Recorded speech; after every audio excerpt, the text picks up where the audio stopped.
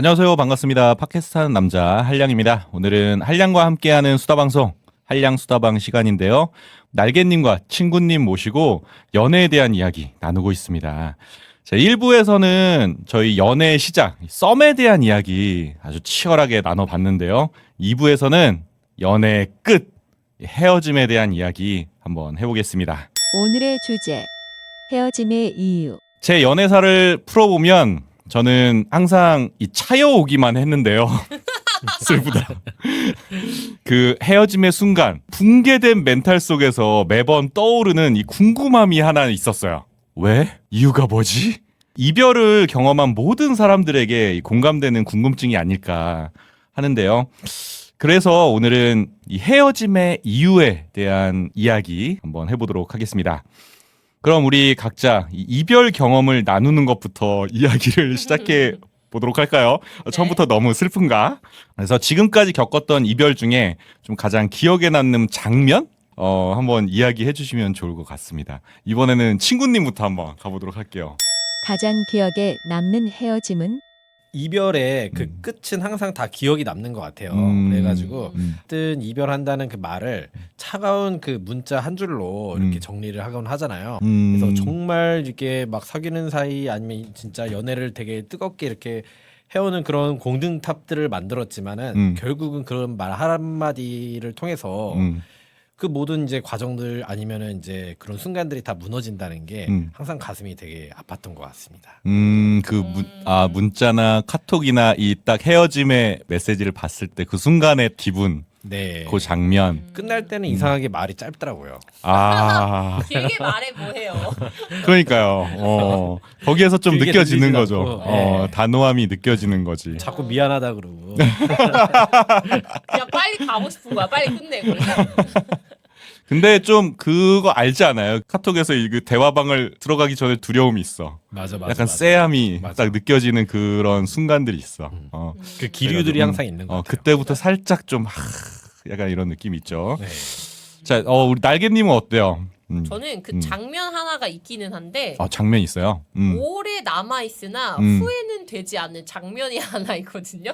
후회는 오래 인상적이었던 거네. 인상적이었어요. 나의 그와의 이별이. 하지만 네. 다시 돌아가도 그럴 것 같은. 헤어질 것 같다. 예. 어떤 장면이었죠? 그 굉장히 어릴 적이었어요. 날개 24살 때니까. 24살 때. 많이 어릴 때인데 20년 전. 사실 뭔가 이 친구가 너무 좋아서 만났다기보단 만나보고 싶다고 해서 이제 시작했던 관계거든요. 어떻게 상대방이 만나보고 상대방이, 싶다고? 좋아한다고 이제 얘기하면서 이제 사귀었는데 너무너무 잘해줬는데 그래도 이제 마음이 잘 안 가는 거예요. 그래도 1년 가까이 만났거든요. 근데 문제는 너무 나한테 올인했어. 그리고 의존적인 성향인 거예요. 예를 들어 내가 나 오늘은 친구들 만나서 놀기로 했어 라고 얘기를 했는데 내 친구들 번호를 알고 있으니까 나보다 내 약속 장소에 먼저 가 있어. 남자친구가? 응, 내 친구들한테 먼저 연락해서 오늘 혹시 어디서 저도 놀아? 가도 돼요? 어. 라고 물어보고 된다고 하니까 이제 음. 먼저 가 있는 거예요. 그래서 나는 그 자리에 갔더니 내 걔가 친구들이랑 그가 같이 있는 거야. 근데 그건 사실 좀, 연애를 하고 물론 좋은 순간도 있겠지만 남친 없이 친구들이랑 또 얘기해야 되는 그런 주제들이 또 있는데 매 순간 어디에도 다 끼려고 하니까 하물며 그는 저희 집 바로 다음 골목으로 이사를 왔어요. 이사까지 왔어요? 문제는 그가 혼자 살았냐? 그렇지 않았어요. 진짜? 엄마랑 살았는데 진짜. 아예 시를 바꿔서 이사를 왔어. 일부러 그렇게 인사를 한 거예요? 엄마한테 그러니까 나 어차피 회사 이제 이쪽이니까 우리 저쪽으로 좀 이사를 가보자 해서 시를 완전 바꿔서 이사를 온 거예요. 근데 거기에서 약간 나 너무 좀 갑갑하다라고 하는 느낌을 좀 받았고 어떤 친구를 만나러 가도 항상 걔가 있으니까 나중에 어느 날은 술을 친구들이랑 먹고 있었는데 제가 그 자리 갈 때부터 얘기했거든요. 오늘은 오지 마라. 난 정말 친구들과의 시간이 필요하다라고 해서 오지 마라 했는데 술 먹는 도중에 계속 연락을 해가지고 나 가면 안 되냐 나 가면 안 되냐 하는 거예요. 그래서 나 오늘은 정말 친구들이랑 놀고 싶다라고 했는데 한 2차쯤 마무리될 때쯤 또 전화가 와서 나 진짜 가고 싶은데 하는데 제가 거기서 터졌어요. 1년치가. 참아왔는데. 싫다고 했잖아 하면서 이제 전화로 완전 터진 거예요. 근데 이거를 그날 술 뭐 친구들이랑 1차, 2차 하는 한 3, 4시간 동안 카톡도 계속 오고 전화도 뭐 1시간에 한 번씩 계속 와. 나 진짜 가면 그렇게 안 돼. 한바탕 했는데? 응, 아니 그러니까 아니 그 전에 하기 그 전에 그 전에. 전에 계속 연락 와서 친구들한테도 전화하고 그러니까 얘기하다가 중간에 끊기고 오늘은 싫다 했는데 이걸 계속 얘기하니까 내가 얘 엄마도 아니고 왜 이러지? 라는 생각이 막 들다가 술도 먹었겠다. 이게 이제 1년치가 쌓인 거야. 그 싫다고 나 너 안 만날래 하고 이제 그 자리에서 헤어져 하고 전화를 끊었어요. 근데 끊고 제가 바로 차단을 했거든요. 아 진짜. 차단을 했어요. 그랬는데 이제 어차피 같이 있던 친구들한테 얘 번호가 있었잖아요. 돌아가면서 전화가 오는 거예요. 그래서 제가 그때 만취해가지고 거의 취해가지고 진짜 화가 머리끝까지 나서 친구들한테도 번호를 다 삭제하라 그랬어요. 제가 막 휴대폰 줘봐 하고 친구 거에서도 삭제하고 전화도 받지 마 하고 다음날 이제 일어났는데 이게 이별의 순간이라고 하기에는 너무 뭔가 나중에 찜찜할 것 같은 느낌이 많이 들어서 이제 그 차단한 걸 풀고 장문에 문자를 남기긴 했어요. 그래도 장문은 남겼네. 남기긴 마지막 남겼어요. 노력은 했네. 왜냐면 그는 저한테 인생을 다 걸고 있었던 상황이기 때문에 마지막 배려구나. 그대로 그냥 화를 낸 상태로 너랑 헤어질 거야 하고 헤어질 수는 없으니까 이제 장문을 남겼죠. 내가 어제 그렇게 친구들 앞에 있는데 화를 낸 건 너무 미안한데 나는 정말 너랑은 끝난 것 같다. 아무래도 우리 관계가 더 깊어질 것 같지 않고 나는 이미 너에게서 좀 갑갑함을 많이 느끼고 있는 상태에서 내가 폭발을 한 거기 때문에 네가 이 모습을 본 이상 이 이후에 우리 관계가 어차피 흔들릴 것 같다. 그래서 이제 관계를 정리를 했거든요. 그리고 이제 그한테 전화가 와서 이제 잘 마무리했던 기억이 있는데 그 술 먹다가 정말 제가 그 정도까지 화가 잘 안 나요. 근데 그날은 진짜 1년치가 폭발을 했던. 네. 그래서 이별의 순간 하면 항시 그 장면이 떠올라요. 아직도. 떠오를 수밖에 없네. 16년이 지났는데도.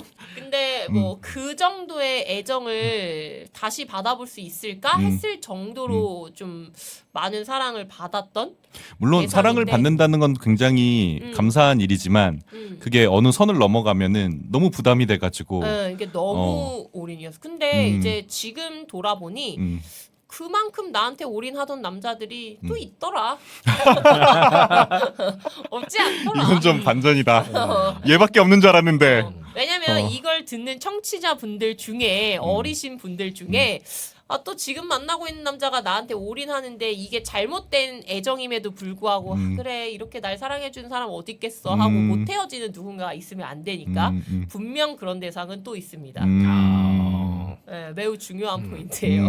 좋은 말씀 해주신 것 같아요. 제 생각에는 마음이 뭐 어찌됐건 편코 편치 않은 차이인데 잘해준다 하더라도 마음이 편치 않으면은 그건 언젠가 파국을 맞이하게 돼 있다. 그렇죠. 이런 생각이 좀 파국이었죠. 드네요. 근데 날개님 인상 깊었던 이야기 있다 보니까 그분에게 왜 나는 이렇게 감정이입이 됐는지 모르겠네. 올인하셨나요? 어렸을 때는 몰입이 좀 되네요. 그런 게 있죠. 어렸을 때는 좀 그런 게 있는데 잠깐 떠오르는 거는 대학교 때 처음 만났던 누님이 있었어요. 누나. 누님? 3살 차이, 3살 차이. 누나. 누나인데 그분은 이제 일을 하고 계셨고 저는 대학생이었어요. 그러다 보니까 그분 어머니가 저를 엄청 싫어했어. 왜냐면 이분은 경제 활동을 안 하는 연하남이라. 저는 대학생이고 그분은 이제 일하는 사회인이니까 결혼하길 바라는 거야. 그때 당시에 제 나이가 이제 22살이었고 그분 나이가 한 25, 26 정도. 5밖에 안 됐는데도 결혼을 원하셨어요? 그러니까 사회생활을 시작했으니까 결혼해야 된다. 이런 느낌이었던 거죠. 그러다 보니까 날 별로 안 좋아했어요. 그래가지고 슬픈데. 슬프지. 이렇게, 근데 뭐 한 1년 정도 사귀었어요. 그러다가 제가 외국에 가고 싶은 거야. 그래서 호주에 워킹홀리데이 신청해가지고 비자가 나왔어. 그래서 호주에 가면 한 1년 정도 있다가 와야 되거든요. 그래서 난 좋다고 얘기했지. 1년 정도 호주 갔다 올 거다. 막 신나가지고 얘기했는데 그거를 되고 나서 말했어요. 비자 나오고 나서? 그치. 왜냐면 비자가 될지 안 될지 모르잖아. 그래도 먼저 상의는 해야지. 아 그거는 이제 나중에 알았어요. 고민 단계에서부터 공유를 해야 된다는 거는 나중에 알았는데 그때 당시에는 어릴 때라. 결과를 얘기해 줘야 된다고 생각했어.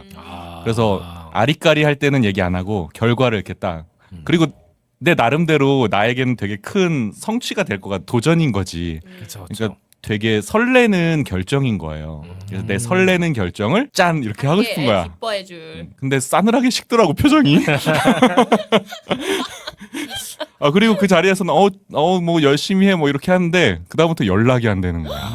잠수? 2주 동안. 그래도 1년을 만났는데 잠수로 헤어졌어요? 그래서 그 집 찾아갔어요.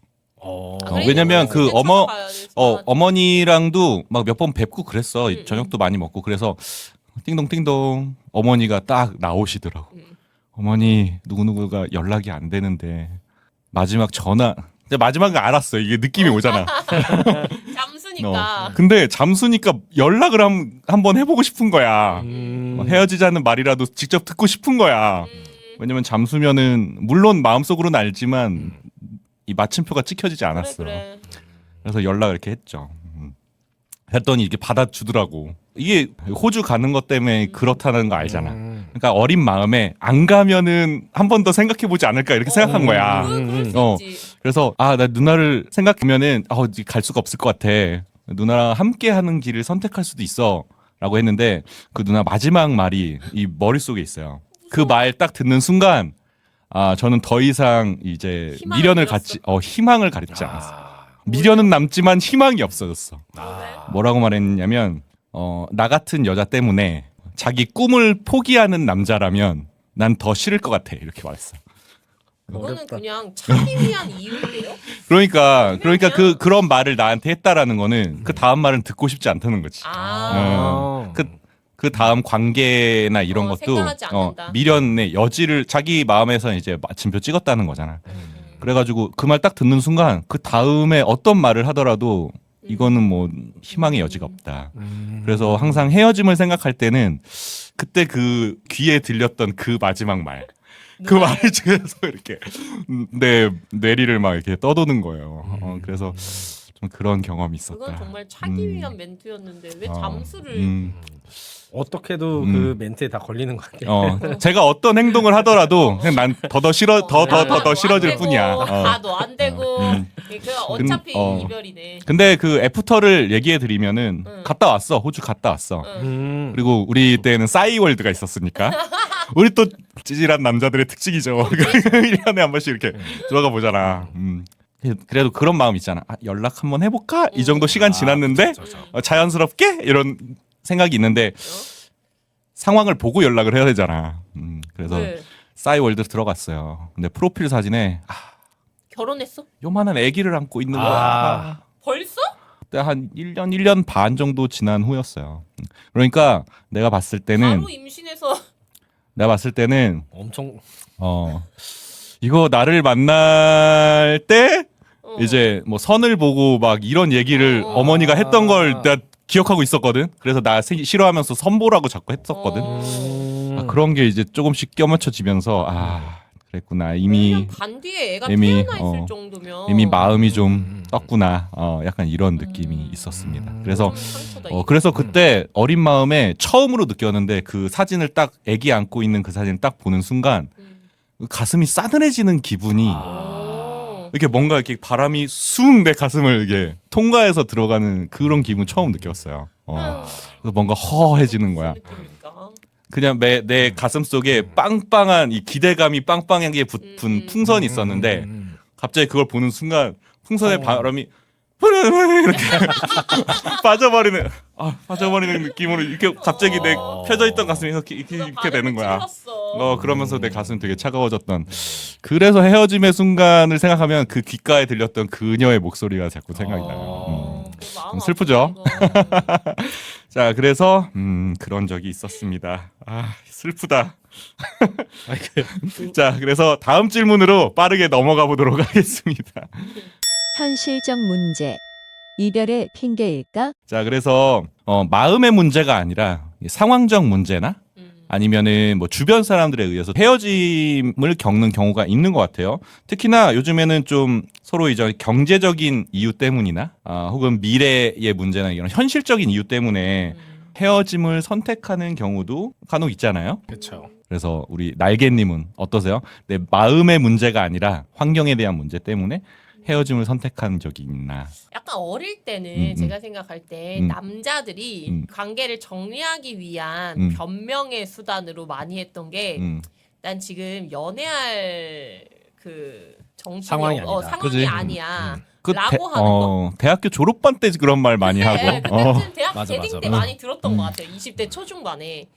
그럼 처음에는 왜 하늘이 나에게 타이밍이 안 맞는 상대를 보내줘서 날 이렇게 힘들게 하지라고 생각했는데 나중에 알았죠. 아 이건 그냥 변명이었구나. 그렇게 생각을 했는데 사실 제가 지금 돌아봤을 때 이런 경제적인 부분이나 그런 걸로 누군가와 관계가 정리된 적은 단 한 번도 없는 것 같아요. 근데 그 전에 이미 연락적인 문제나 도덕적인 문제로 일주일 안에 정리되신 분이 많기 때문에 오. 경제적인 문제가 있었는지 여부조차 알기 전에 그런 경우들이 많은 것 같고 사실 저는 이런 조건은 아예 없었어요. 한 번도. 그러면은 경제적인 문제나 현실적인 문제 때문에 이별을 고민한 적은 없어요? 이별을 고민한 적은 없는데 그런 사람이 있었어요. 몇 년 전에 한 사귄 지 한 4, 5일 정도 됐는데 바들바들 떨면서 솔직하게 고백할 게 있다는 거예요.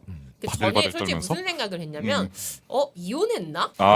애가 있나? 그런 건 그 줄 정도로 그 정도로 되게 이게 손이 긴장을 정말 하고 있는 거? 바들바들 진짜? 떨면서 음. 진짜 내가 오늘 헤어지자고 시주당하는 할까봐 것처럼. 정말 고문실에 끌려온 그 어. 사람처럼 진짜 바들바들 떠는 게 너무 보이는 거야. 온몸이 다 떨리고 있는 거야. 왜 뜬금없이 그랬을까? 그래서 왜 뭐 때문에 그러는데 하고 이제 얘기해 보라고 했더니 자기가 빚이 있다는 거예요.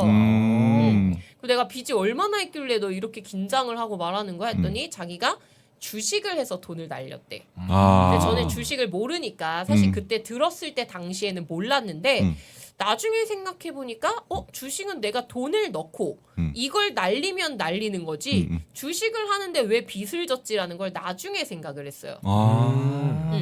근데 그 대상과 만나면서는 빚이 있다라고 하는 문제가 저한테는 되지 않았거든요. 근데 헤어지고 나서 이제 친구들이랑 뭐 왜 헤어졌어 이런 얘기 할 때 뭐 몇 가지를 얘기했는데 근데 뭐 빚이 있다고 얘기를 했었는데 사실 난 그건 괜찮았어 했더니 너 주식했는데 빚 있는 게 왜 있는지 알아? 그래서 이렇게 얘기를 하는 거예요.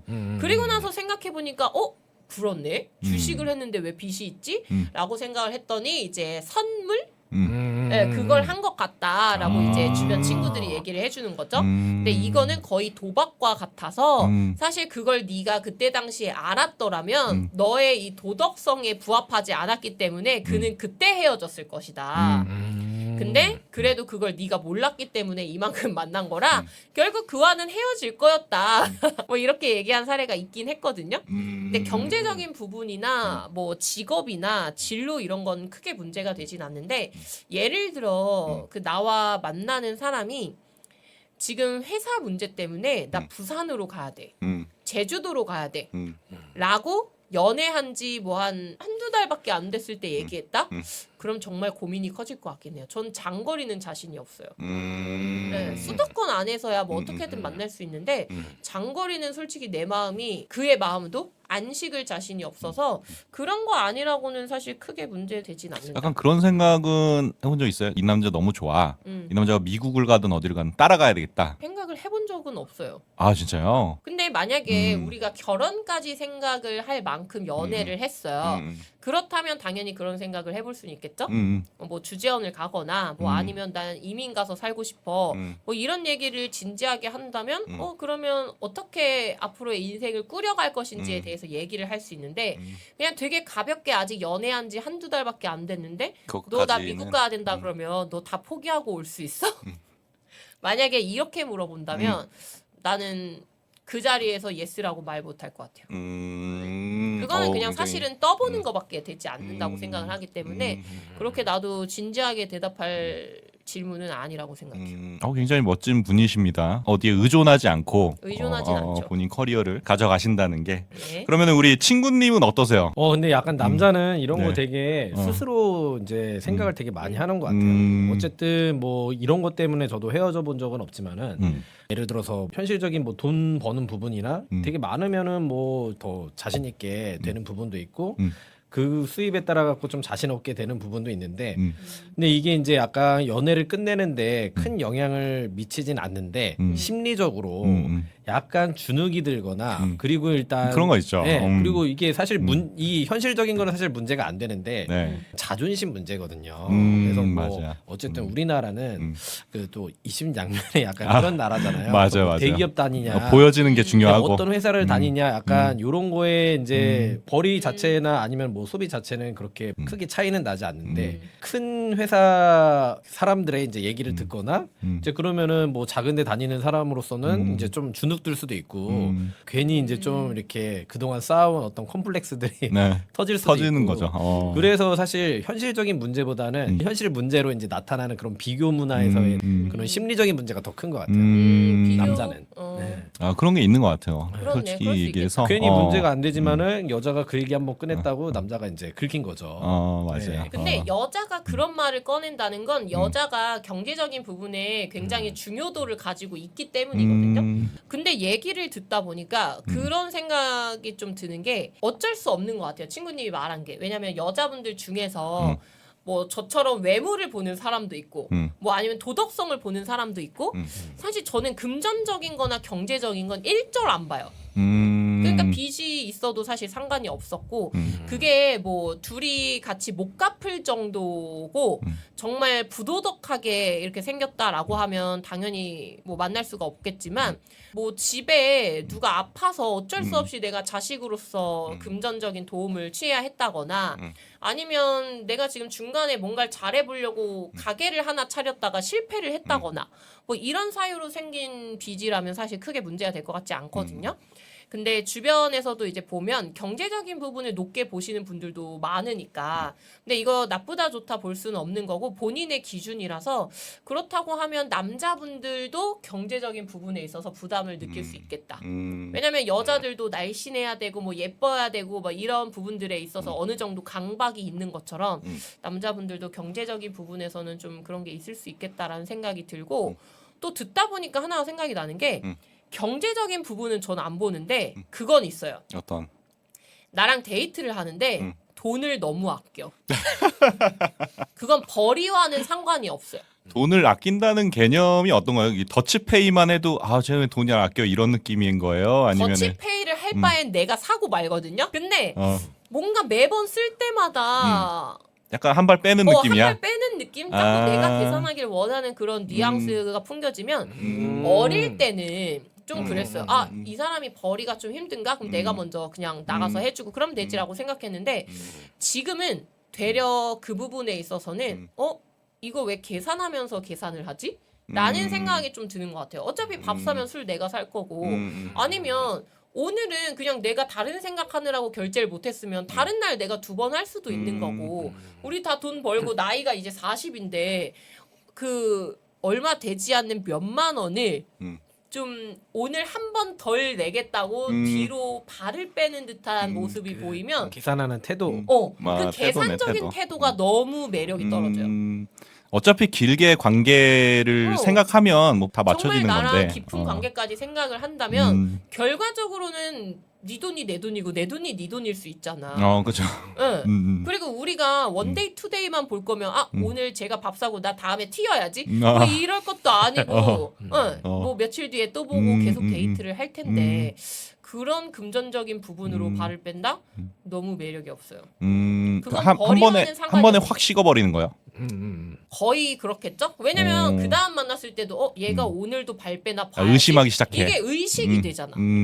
그러면 거기에서 이미 신뢰 이 사람에 깨졌지. 대한 매력을 보기보다는 그런 서브적인 부분을 자꾸 나도 관찰하게 되니까 거기에서부터 관계는 틀어졌다고 생각해요. 중요한 포인트인 것 같아요. 중요한 여자들도 포인트인데. 남자가 밥 사면 커피라도 사고 뭐 아니면 술이라도 사고 다 하지 얻어만 먹는 여자가 사실 얼마나 없죠. 되겠어요. 예. 만약에 있다 하면 정리하면 되는 거지. 그러니까 한 번 더 사는 거 싫어서 찌질하게 이렇게 빠지는 거 여자든 남자든 별로다.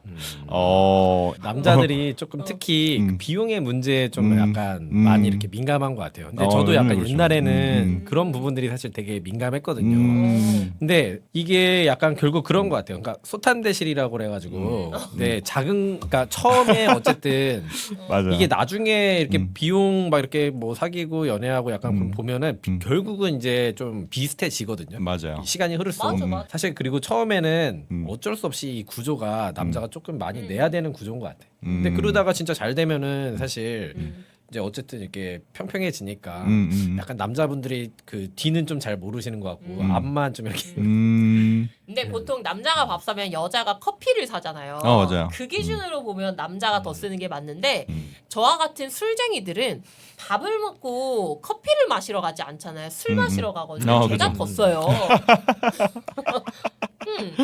그것도 이제 네. 그 둘의 케미가 어디에 있느냐에 따라 또 다를 수 있는 부분인데 어쨌건 보통은 그러면 조금 궁금해진 게 이런 게 있어요. 아까 빚에 대해서 빚을 지는 건 상관없다. 빚의 성격이 도박성이 들어가거나 비도덕적인 느낌이 있으면은 그것 때문에 좀 안 좋은 거다 했잖아요.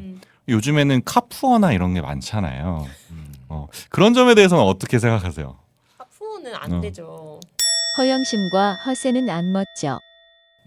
허영심이 안 된다. 허영심이 안 돼요. 허영심이 안 된다. 집이 없을 순 있어요. 요즘 어. 워낙 집값도 세고 그리고 음. 대출 규제도 심하고 하니까 집이 당연히 없는 사람이 더 많을 수 있다고 보는데 집이 없어. 근데 차가 굳이 그렇게 고가여야 되는가? 만약에 정말 출퇴근을 위해서 필요한 차라고 하면 그럼 사실 그냥 적당한 가격선의 국산차도 충분한데 굳이 집 가격 이상의 이런 외제차들을 마우라 건드리는 하는 그런 애들을 굳이 타야 된다? 저는 그거는 그냥 명백한 허세라고 생각을 하거든요.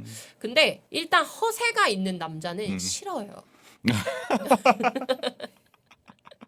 허세가 있는 남자들이 이제 보통 문제가 되는 것들이 몇 가지가 있기 때문에 그 허세 때문에 소탐대실 소탐 대시. 될 수 있다. 그것도 카푸어도 마찬가지로 좀 해당이 된다고 생각해요. 그러면은 저는 그 친구님한테 궁금해진 게 있어요. 혹시 상대방 여성분을 만날 때나 이럴 때 남자들 같은 경우에는 빠지는 허세들이 조금씩은 있잖아요. 그쵸. 자동차에 대해서 관심이 많다거나 아니면은 집이라거나 아니면 본인 직업에 대해서 좀 자부심이 있는 사람들도 있고 어떤 점에서 그런 부분들이 도드라지는 것 같아요. 본인의 허세나 허영심이 반영된 부분이 있어요. 근데 허세라는 거는 약간 남자들이면은 이제 조금씩은 조금 갖고 있죠. 있는 것 같아요. 근데 그게 이제 뭐, 귀엽죠. 뭐 직업이나 아니면은 뭐 어떤 아이템들이나 약간 근데 이게 표현 방식은 좀 다른데 그러니까 저도 예전에 허세는 되게 많았었거든요. 그러니까 뭔가 막 있는 척 이렇게 얘기하고 그러면은 우쭐대고 저는 옛날에 그 좀 지식적 허세가 좀 있었어요. 그래서 그러시구나. 괜히 막 그 어려운 말 쓰고 어려운 말 인용하고 맞아. 그러면 뭔가 되게 있어 보이는 것 같고 약간 그랬는데 그 결국은 그 쓸모가 없더라고요. 그죠. 그냥 자기 만족이야. 저만 좋아하고 있고. 맞아요. 그래서 물어봤을 때 저는 그런 것들이 되게 상대한테 어쨌든 잘 먹혀야 이제 허세가 이제 유용한 거잖아요. 네. 저는 잘 먹힌다고 생각을 했었거든요. 네. 그런 뭐 지식적인 부분이나 아니면 뭐 어떤 책을 읽었다 막 약간 이런 허세들. 근데 결국에는 그 얘기했을 때 제일 싫었대요. 공감하지 않아. 진짜 귀에서 피 나는 줄 알았다고. 좀 길게 하셨나 본데요. 아니 그러니까 약간 저 입장에서 이제 허세를 부린 거죠. 나 막 이런 거 안다. 막 이렇게 허세를 부린 건데 상대방 입장에서는 제일 싫었대요. 저 비슷한 게 저보고 설명충이라고. 근데 우리 한량님은 아니 근데 지금 보니까 두 분 다 되게 지식 수준이 높아요 실제로. 그리고 저희 한량님도 되게 박학다식한 스타일인데 한량님 같은 경우에는 설명충이라고 하는 게 말이 장황하고 길어. 그러니까 이걸 음. 그냥 축약해서 한마디로 정의를 하면 와 이 사람 진짜 똑똑하다 라고 할 건데 이걸 계속 푸니까 아 알겠는데 1절만 해 이렇게 되는 거죠 사람이. 그게 다 먹히고 있다고 이제 그 생각을 하는 거죠. 근데 63 머리에- 빌딩을 설명하려면은 63 빌딩을 설명하는 게 아니라 일단 63 빌딩은 있잖아. 몇 년도에 있잖아. 진짜 텁하기부터 건축이란 시작해서 말이야. 좀 장황해. 만연체야 그리고 그게 일종의 좀 허세죠. 우리 친구님 말씀하신 것처럼 뭐 지식 자랑 같은 느낌이죠. 아, 근데 1절만 하면 그 매력 포인트가 될 거예요 두 분 다. 그래서 이제 약간 그게 허세에 약간 져준 것 같아요. 그래서 너무 나는 그런 허세를 부려서 이 사람의 환심을 잘 샀다고 이제 생각하지만은 상대방 입장에서는 아 최악이야, 그럴 이렇게. 때마다 뭔 소리 하나. 그럴 때마다 이제 막 이제 매력 포인트가 깎이고 정 떨어지고 약간 그런 거.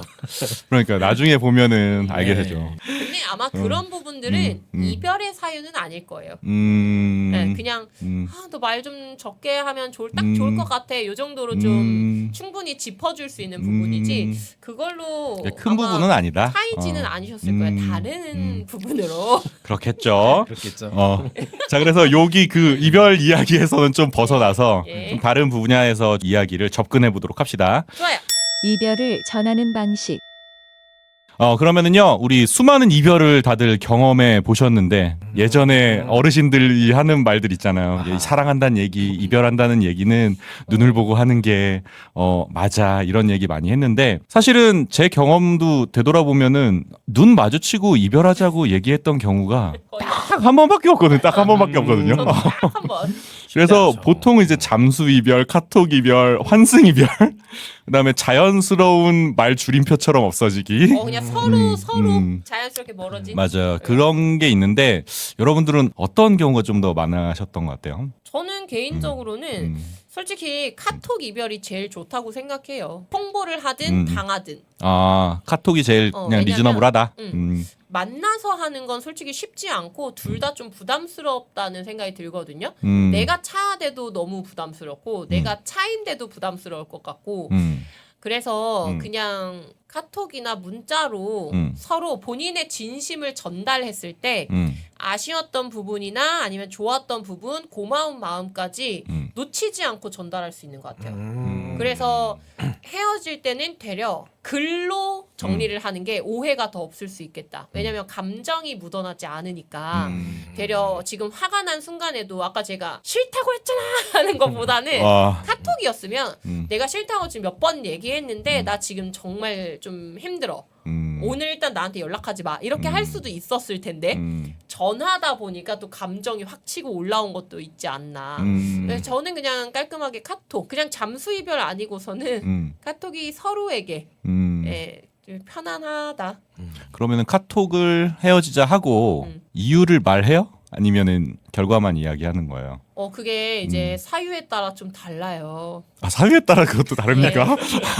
예를 들어 네. 제가 이래봬도 F 100%잖아요. 네. 만약 이 사람이 연락 문제라든지 아니면 뭐 만남의 횟수나 혹은 도덕적인 것, 네가 쓰레기를 자꾸 버리는 모습이 반복적으로 보이는데 나는 이거 사람 고쳐 쓰는 거 아니라고 생각하고 다 큰 사람한테 내가 이렇게 잔소리하면서 나도 스트레스 받고 싶지 않은데 너도 내 잔소리 때문에 스트레스를 받는 것 같으니 관계를 정리하는 게 좋을 것 같다.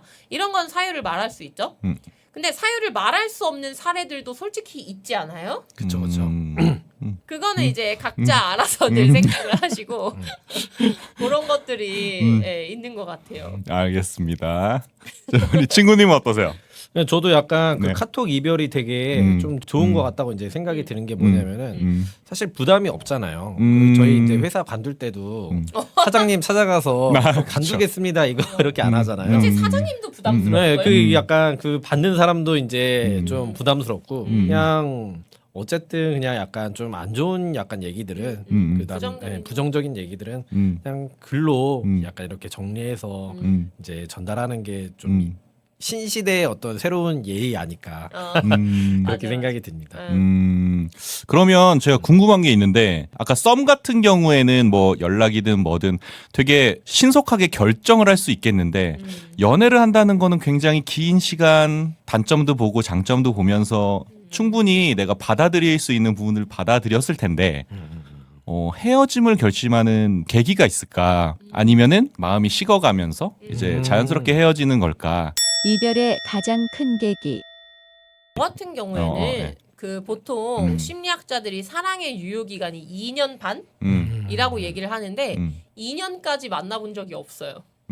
이런까지 안 나온 적이 없어. 평균을 그래서- 깎아먹는 평균을 깎아먹는 그게 무슨 말이냐면 애정이 내 마음이 식어서 헤어져 본 적이 없다는 거죠. 유효 기간은 2년인데 다 그 그 전에 정리가 됐다. 정리가 됐기 때문에 이제 사랑이 식어가는 그 과정을 겪어본 적이 없다. 그거는 없는데 보통 제가 이별을 결정하는 이유는 굉장히 명백하거든요. 저는 아까도 말했듯이 조율이 안 된다. 그 말인즉슨 나의 의견만 고집하겠다와 같은 말이기 때문에 사실 저도 한 고집하거든요. 그렇죠. 근데 그럼에도 불구하고 제 인생의 목표는 나이를 먹을수록 어른이 되자예요. 그렇기 때문에 지금 한 살 한 살 먹고 나는 이제 선택에 흔들리지 않는다고 하는 불호까지 됐는데 누군가와 연애를 함에 있어서 트러블이 생겼을 때 내 고집만 우기는 게 아니고 이제 조율을 해서 합의점을 찾는 게 우리 나이 때 연애의 좀 바른 모습이라고 생각을 해요. 근데 그런 부분들이 합의가 되지 않고 본인만의 고집을 부리면 안 된다는 걸 알 텐데 그럼에도 불구하고 계속 그런 모습들이 보이면 저는 100% 맞춰주기만 할 생각이 없어요. 예를 들어 A라고 하는 부분은 내가 너를 맞췄으면 B라고 하는 부분은 네가 나한테 맞춰주는 것들도 있어야 되는데 그런 조율이 되지 않는다라고 하는 사람이라면 저는 고쳤을 생각이 없기 때문에 이별을 생각을 하죠. 어떻게 보면 조율이 되지 않는다는 거는 타인의 의견을 존중하지 않는다는 거니까 나를 그만큼 무시한다는 생각이 그쵸. 할 수 있겠죠. 그런 모습들을 장기적으로 봤을 때 내 미래가 내가 계속 맞춰주기만 하면 당연히 나도 행복하지 않겠지? 저는 항시 나의 미래가 행복한가 불행한가를 제일 먼저 생각하거든요.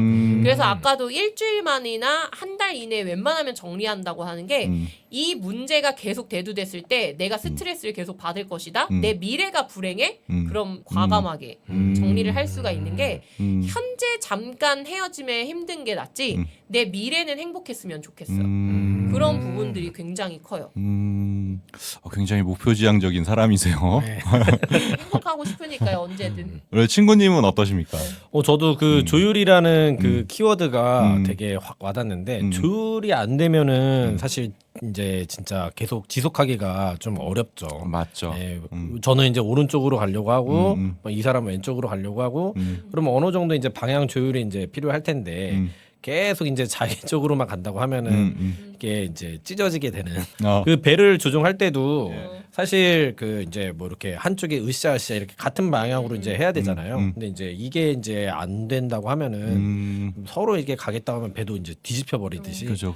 그렇게 되게 조율이 되게 좋은 것 같아요. 예시가 네, 좋았네요. 조율이 되게 중요한 것 같아요. 근데 우리 친구님은 헤어지자는 이별 통보를 본인이 이제 해보신 적이 있으세요? 아, 네, 저도 있어요. 그럼 네. 헤어짐을 딱 결심하는 순간의 계기가 가장 큰 게 뭘까요?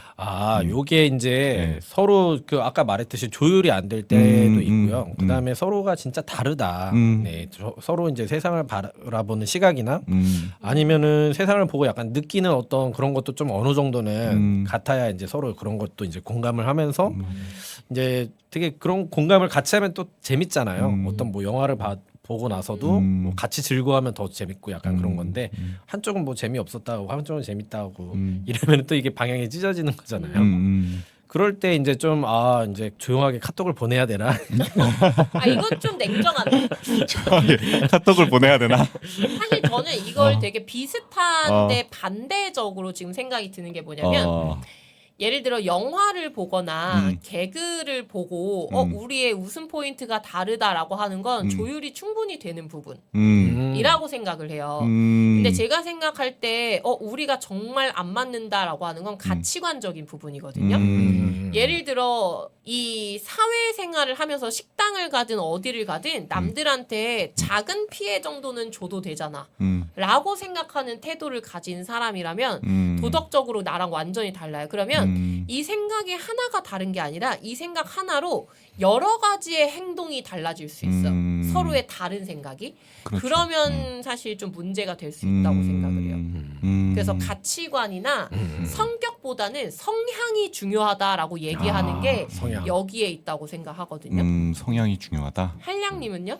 어느 찌질남의 고백.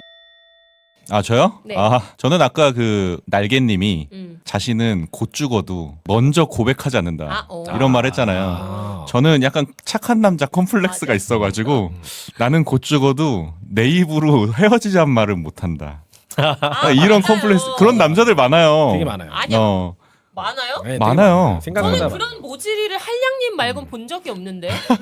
그 남자답게 헤어진다는 게 사실 어. 그냥 그 받아주는 거 그거죠. 근데 남자가 여기에서 먼저 또 얘기하는. 나뉠 것 같은 게 이거 옛날에 뭐 드라마 같은 데서 본 것 같은데 자 헤어지자는 말을 못하는 게 지금은 되게 착한 쪽이잖아요. 이 사람한테 헤어짐을 구했을 때 이 사람이 힘들어하는 모습을 보는 게 나도 좀 마음이 아프고 그래서 헤어짐을 구하지 못하는 대상이 있는가 반면 헤어지자는 말을 내가 못하니까 상대가 헤어지자고 말할 때까지 정냄이 떨어지는 행동을 하는 사람. 아 그러니까 제가 이제 뒤돌아보면 난 찌질한 남자였다라는 생각이 드는 거예요. 이 후자의 모습이 내가 발견을 했어. 진짜 스스로에게. 보여. 왜냐면 여기서 그냥 그만하자고 얘기했으면 모두에게 아름답게. 그 타이밍은 연애를 하던 사람이라면 보이잖아요. 마음속으로 느껴지는데 이게 행동이 안 나올 뿐이지. 저는 한 6년, 7년 연애를 했던 적이 있었는데 어느 때 되면은 되게 이렇게 말 줄임표처럼 점점 영에 수렴해가는 때가 있어요. 근데 여기서 이제 한번 끌어올리거나 아니면 거기서 끝나는 거야. 근데 거기서 이제 내가 헤어지자는 얘기를 못하니까 점점 더 내 스스로가 못돼지는 거지. 극단적으로 얘기하면은 그래서 먼저 얘기할 듯한데 약간 이런 그게 상대도 다 느끼고 있을 거라 사실 좀 나쁜 남자죠. 약간 그래가지고 스스로 좀 찌질함을 고백합니다. 그런 적 있지 않으세요? 있죠. 있어요? 네. 다 있어요. 우리 진짜 비슷하시네요. 많을걸요 아마 근데 남자. 근데 남자들은 대부분 그래요. 그러다가 저처럼 이제 되돌아보고 그게 더 찌질한 일이었구나. 맞아요. 라는 거를 느끼면 이제 큰 마음을 먹고 단호하게 이제 마침표를 찍어야 되겠다. 그런 경험적인 원칙들이 하나씩 생기는 거죠. 그런데 그 전까지는 난 나쁜 남자가 되면 안 돼. 저 사람이 손을 놓기 전까지는 나는 절대 손을 놓으면 안 돼. 그건 남자답지 못한 거야. 맞아. 이런 마인드가 있었던 거지. 그러면 역으로 내가 헤어지지 못하는 것과 반대로 누군가가 주변에서 개입을 해서 가족이 반대를 했다거나 친구들이 야, 저 여자는 진짜 아니야 라고 해서 헤어졌던 사례. 주변에서 반대한다면 저는 일단은 제가 좋아하는 사람이면은 주변 말을 듣지 않습니다. 그냥 내 마음이 어떤가에 따라서 그냥 가는 거고 아까 말했듯이 어차피 내가 손 잡았는데 그냥 내가 같이 가는 거지 이렇게 생각하는 경우는 있는 것 같아요. 그러면 좋아할 때 말고 아까 마지막에 조금 서서히 빠지고 있을 때면 그때는 어떤 마음이 발동하냐면 책임감이 발동하는 거야. 의리, 나는 책임감. 약간 의리, 약간 그래서 처음에 연애를 시작했을 때 마인드가 아니라 이제 오래 장기간으로 갈 수 있는 모드로 바꿔. 그럼 뭐 정이든 의리든 편안함이든 약간 친구 같은 우정이든 그러니까 내 마인드는 이제 관계가 깨지면 안 돼. 그러다 보니까 변화를 주는 거죠 마음속에. 사랑은 어차피 쉽게 돼 있으니까. 슬펐구나. 어떠세요 친구님은? 근데 약간 저도 그런 적이 어렸을 때는 좀 있는 것 같아요. 어렸을 때 사실 막 이제 어렸을 때는 친구들 커플 뭐 저 커플 모여서 막 이렇게 같이 노는 것도 되게 많았었고 막 그랬잖아요. 그랬을 때 누가 아까워 막 약간 이러는 거를 그런 말 많이 하긴 하지. 하거든요. 이 여자가 아깝다. 아유 남자가 아깝네. 그런 거에 이제 사실 그냥 뭐 친구를 위한다는 말인데 사실 그 친구들은 이제 좀 영향을 받아갖고 맞아. 이제 영향을 받고 이제 헤어지고 근데 애기 그런 때는 어떤 영향을 많이 경험은 받는 것 좀 같아요. 있는 것 같아요. 뭐 중고딩 때나 애기 때. 그래놓고 이제 후회하죠. 내가 생각보다 더 좋아했던 거야. 네, 아유, 생각보다 그리고 그런 게 음. 별로 중요하지가 않았는데. 영향을 받아서 스스로 이제 결정을 했던 경우가 있는 거예요. 이별을 네, 결정했던 맞아요. 결심했던. 네. 근데 마음과 상관없이. 네, 맞. 그러니까 저 같은 경우에는 친구들이 이제 어쨌든 제 편이니까 뭐 너가 좀 아깝다. 뭐 이렇게 해서 이제 착각을 하게 되는 거죠. 그래서 그런 줄 알았는데 아 아니었어. 세상은 너무 냉정하고. 아 그렇구나. 그러면은 조금 좀 깊은 질문으로 그런 말 많이 하잖아요.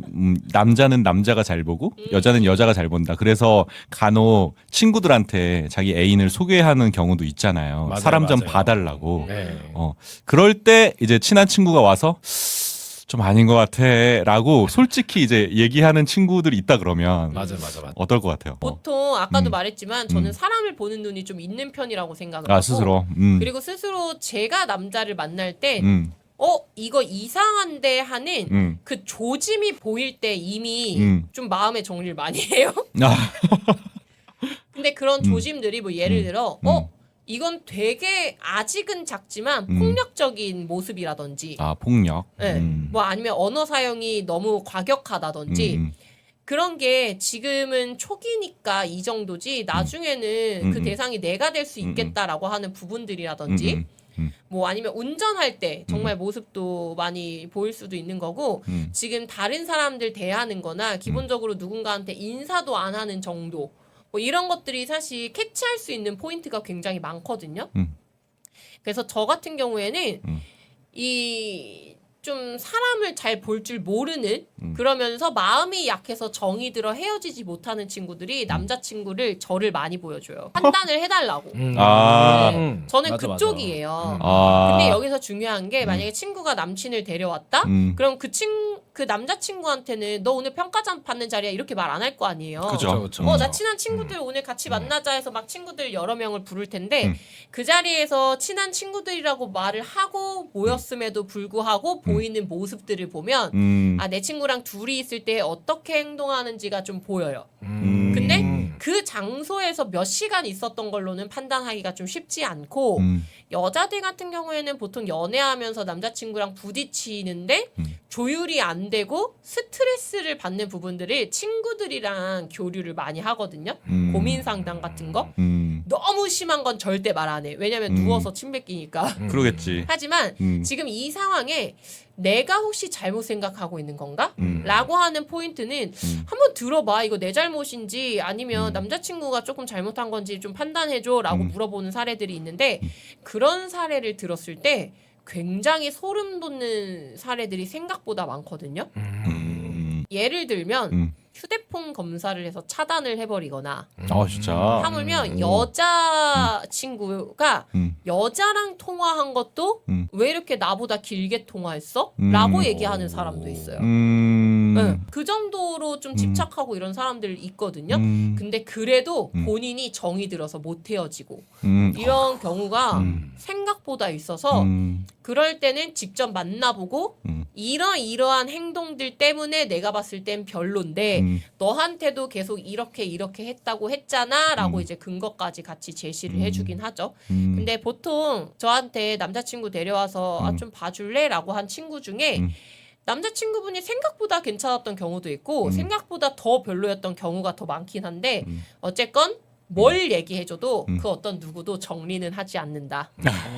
네, 판단은 안 내린다. 네, 여자분들은 그렇다. 정이 들면 못 헤어지는 경우가 많아서 이건 그냥 혹여 괜찮다는 평을 들을 수도 있으니까 라고 하는 일말의 희망 때문에 저한테 데려오는 거지 실제로 와 진짜 너무 괜찮은데 그동안 너한테 들었던 거랑 다르다 하는 사람은 거의 없었다. 근데 제가 볼 땐 남자는 남자가 봐야 되고 여자는 여자가 봐야 된다 하잖아요. 아닌 것 같아요. 여자는 여자가 봐야 되고 남자도 여자가 봐야 된다. 우리 친구님은 어떠십니까? 그러니까 저도 예전에는 사실 그런 이제 얘기들을 들어서 평가들을. 되게 많이 흔들렸어요. 그래서 영향을 되게 많이 받고 약간 그런 이제 적도 되게 많았는데 예. 나이 들어서 생각해 보니까는 어쨌든 근데 참고 자료로서는 제가 보지 못한 어떤 부분을 볼 수도 있는 거니까 참고 자료로서는 되게 좋긴 한데 분명 뭐 친구들뿐만 아니라 뭐 부모님 아니면은 회사 사람들 뭐 이렇게 이제 다 이제 그런 얘기들을 해주잖아요. 뭐 조언이나 이제 그런 걸 해주는데 너무 그거에 휘둘리면은 사실 그 내가 본 어떤 그 진실이 또 너무 이렇게 오염되지 않나. 네. 참조 정도만 하는 게 참고만. 네, 좋겠다라는 생각이 들어요. 근데 어렸을 때는 실제로 근데 그 자기 또래 집단에서는 이런 얘기 듣고 저런 얘기 들으면은 괜히 귀가 팔랑팔랑해지고 네. 아 진짜 그런가 막 이런 생각이 들고 맞아요. 좀 괜히 안 흥미있죠. 그랬는데 사실 그렇게 보이기도 하고 약간 막 좀 맞아요. 근데 사실 그 조언을 듣는 사람도 그거를 참고용으로만 활용하면 되지만 이 말하는 친구도 내 남자친구 좀 봐줘라고 해서 친구한테 데려왔어요. 근데 내가 봐준 뒤에 이 친구가 나는 별로라고 했는데 얘는 안 헤어져. 그럼 너 나한테 왜 데려왔어? 생각을 해서는 안 돼요. 네. 나 역시도 내 친구한테 그냥 조언을 해주는 거지 내 말을 꼭 들어야 된다라고 생각하시는 분들도 많거든요. 그것도 위험한 생각일 수 있다. 판단은 무조건 본인이 하는 거고 주변 사람들은 그냥 조언 정도? 그냥 나의 의견은 이렇다 정도로만 좀 전달을 해줘야 된다라고 생각해요. 맞습니다. 좋은 말씀 감사합니다. 이별의 때가 있을까? 자, 근데 제가 하나 궁금한 게 있는데 마음에 헤어짐을 결심했잖아요. 그러면 그 순간 말을 해요? 아니면은 계기를 이렇게 기다려요? 저 같은 경우에는 그냥 어느 순간 바로 헤어져야지 이렇게 생각한다기보단 뭔가 쌓였겠죠. 왜 자꾸 이런 모습이 보이지? 이건 분명히 개선을 하자고 얘기를 했는데 라고 하는 부분들이 있다거나 아니면 뭐 정말 남녀노소 다 용납이 안 되는 것 중에 하나가 아마 거짓말이겠죠? 뭐 거짓말인데 이게 정도가 좀 지나치다 라고 해서 내가 이걸 알게 된 순간 난 이건 용납이 안 될 것 같은데 헤어져야겠다 하면 저는 그 자리에서 바로 헤어지자고. 네, 바로 헤어지죠. 굳이 더 시간을 끌 필요가 없는 것 같아요. 용서를 해줄 게 아니면 친구님은 어떠세요? 네, 저도 날개님 얘기를 듣고 좀 배워야 되겠다고 이제 생각을 한 게 저도 되게 시간을 끄는 편이거든요. 일단 마음의 결심은 됐는데 헤어지자고 못하니까 말로 꺼낼 때까지. 조금 이렇게 어쨌든 더 막 되게 가깝고 그랬을 때 이제 이렇게 확 던지는 것보다는 그냥 조금 이렇게 좀 어느 정도 이제 던져도 되겠다라고 거리감이 좀 생겨야. 아까 사랑의 화살도 이제 다 된 밥인데도 못 쏘고 있었던 것처럼 팔을 약간 부들부들거리면서. 이별도 그렇죠. 조금 더 그리고 이제 약간 뭐 낮과 밤이 있잖아요. 낮보다는 밤. 약간 이런 식으로 이제 상황이 좀 만들어졌을 때 언제 말해야 되나 타이밍을 잡고. 정말 조심스럽다. 아니면 밤보다 새벽 약간 그런 게 조금 그래도 그 사람한테는 그 사람도 근데 어느 정도 좀 이렇게 인지를 좀 이렇게 하고 그죠. 있을 것 같아요. 그런 얘기가 나왔을 때. 그치. 내 마음속 촛불은 몇 개인가? 헤어짐에 대해서 물어보면 어떤 사람들은 이렇게 비유하더라고요. 그 촛불이 10개 있는데 연애를 시작하면 그 촛불 10개가 딱 켜져가지고 너무 화나대. 근데 그러면서 사귀어가면서 하나씩 꺼. 하나씩 끄는데 자기 나름대로 기준에 10개가 다 꺼져버렸어. 그럼 이별. 그래 마음속에 촛불이 10개가 꺼져버리면 이제는 안녕이다. 이렇게 판단하는 사람이 있대요. 근데 또 어떤 사람들은 내가 싫어하는 거 하나, 그러니까 오게티 하나만 딱 발견되면 마음이 싹 사라져가지고 마침표 찍고 그냥 되돌아서는 사람들도 있다고 하더라고요. 어떤 스타일이신지 두 분은. 근데 그것도 네. 그 음. 사람 자체가 그런 것보다 어떤 문제냐에 따라 다를 것 같아요. 그죠. 문제 경중이 있을 테니까. 네. 본인마다 이제 그게 있으니까 저 같은 경우에는 도덕적인 거라든지 거짓말 뭐 이런 게 가장 중요하다라고 하면 이런 문제에 있어서는 양보는 없어요. 너무 당연한 거라고 생각을 하기 때문에 그러면 여기에서는 문제가 발생했을 때 바로 칼같이 마음이 정리가 될 수는 있는데 그 외에 나머지적인 부분이 나한테 뭐 도덕적인 것 이후에는 뭐 그 정도는 아니다라고 하면 아 이거는 좀 맞춰갈 수 있겠다. 맞춰갈 수 있다. 어떠세요, 친구님? 저는 촛불에 좀 더 가까운 것 같아요. 촛불. 네. 그런 것 하나씩 같아요. 하나씩. 네, 하나씩 꺼지다가도 50개 있을 것 같아요. 그쵸. 50개 다 꺼지고도 하나씩 늘려 이렇게. 다 시켜. 어떡하지? 다 시켜. 2개. 요건 아닌 것 같아. 이건 끌 게 아닌데 하면서 이제 잘못 갔다. 그렇게 좀 약간 이제 되는 편인 것 같아요. 그래서 헤어짐을 말할 때까지 좀 늘리는 그쵸. 네. 편이신. 두 분은 뭐 헤어지자 말을 못해서 들어야 약간, 되시는 분이니까 뭐 어떻게. 맞아요. 근데 한류님도 똑같을 거 아니에요? 예, 지금? 마지막은 근데 되게 찌질해져요. 상대방이 먼저 말하냐, 내가 먼저 말하냐의 문제인데. 헤어지자 해요. 가장 후회되는 이별. 자, 그래서 마지막 질문으로 한번 가볼게요. 예. 이 많은 헤어짐들 중에 시간이 지나고 지금 돌아봤을 때 후회가 되는 헤어짐이 있는가에 대한 부분들을 한번 이야기해보고 싶어요.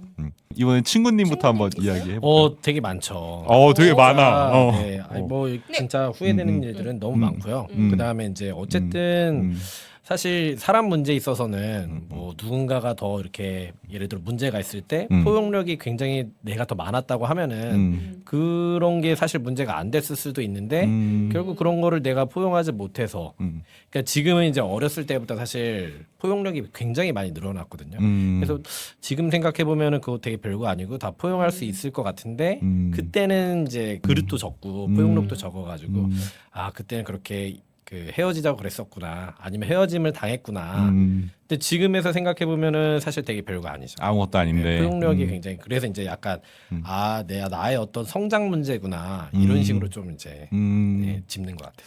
모든 헤어짐은 결국에 내 문제였구나. 네. 이걸로 이제 귀결이 되는 거네요. 귀결이. 날개님 어떠세요? 후회하거나 미련이 남거나 그때 한 번 더 생각해 보면 어땠을까? 이런 정말 솔직히 얘기하면 오늘 친구들이랑 단톡에서 그런 얘기가 나왔어요. 첫사랑이 도대체 무엇인가? 첫사랑. 네. 이 문제는 좀 생각해 볼 만하네요. 반대되는 질문이긴 한데 첫사랑이 무엇인가 했을 때 제가 첫사랑이 없다고 하니까 현재의 사랑이 항상 첫사랑 아니냐라고 얘기를 했거든요. 제가 볼 때는 지금까지의 모든 이별을 다 보면 내 잘못도 있고 그들의 잘못도 있고 서로 쌍방간에 그냥 싸워서 헤어진 사례도 있고 뭐 굉장히 다양한 사례들이 있는데 지금까지의 저의 이별들은 그냥 나의 빅데이터일 뿐이야. 뭐가 후회되는 것도 없고 기억에 남는 사람도 없고 이별도 없고 그냥 이 빅데이터들을 나는 가지고 있는데 지금 중요한 건 현재라는 거죠. 이 빅데이터를 기반으로 어른스럽게 연애할 수 있는 이별 방식을 스스로 좀 만드는 데이터일 뿐이다. 과거는 그들한테도 나는 데이터일 뿐인 거고 그들도 나에게는 데이터일 뿐이다라고 생각해요. 굉장히 해탈하셨어요. 모두 다 지나간 것이다. 현실에만 집중해라. 아까도 말했지만 지나간 건 되돌릴 수 없기 때문에 결국에 과거는 앞으로 지혜롭게 살 자료일 뿐이다. 네, 맞습니다. 되게 많이 배우고 가는. 많이 배우고 갑니다. 아니, 좋습니다. 한량님은요? 한량님은? 저요? 저는 아까 말했듯이 헤어짐을 너무 질질 끌었던 게 패착이 아닐까라는 생각이 들었어요. 책임감을 중요하게 생각했으면은 모두를 바꿔서 새로운 사랑의 방식을 찾을 수도 있었는데 되게 게을렀다. 그냥 너무 노력하지 않고 그냥 질질 끌었을 뿐이다. 이런 생각이 들어가지고 상대한테도 미안하고 내 자신한테도 좀 미안하죠. 왜냐하면 마지막에는 저는 날개님이 얘기하신 그 제일 싫은 사람이거든요. 연락을 잘 안 해. 연락을 안 하니까 만남도 점점 늘어지잖아요. 뭐 한 달에 한 번 만나는 경우도 있고. 그게 연애냐고. 그래서 그렇게까지 이제 그러니까 마침표를 찍지 못했을까 내 스스로. 그래. 약간 그런 점이 좀 후회가 되네요. 그러니까 뭔가 즐거웠다 하고 마침표를 느낌표로 멋지게 찍을 수 있는데 이렇게 딱 찍고 즐거워서. 시즌 2 시작하자 이렇게 할 수 있는데 뭔가 이제 계속 말줄임표야. 계속 책장 넘길 때마다 말줄임표야. 혹시 언제 끝나지? 이미 챕터 10에서 끝나야 될 것 같은데 챕터 20까지 갔어요 지금. 그런 느낌 어떤 느낌이 아시죠? 예. 그렇게 용기가 없었던 사람이었죠. 그래서 좀 내 찌질함을 좀 이렇게 다시 한번 돌아보는 그런 시간이 됐네요. 다음엔 잘하면 되죠. 네, 알겠습니다. 그래서 이야기 나누다 보니까 죽어있던 연애 세포들이 새록새록 다행이네요. 심폐소생이 살아는. 클로징. 자, 오늘은 이렇게 연애 끝 헤어짐에 대한 이야기도 한번 해봤는데요. 오늘 이야기는 좀 어떠셨습니까? 우리 패널분들 한마디씩 마지막으로. 요게 이제 네. 주제가 네. 썸과 쫑이었잖아요. 네, 맞습니다.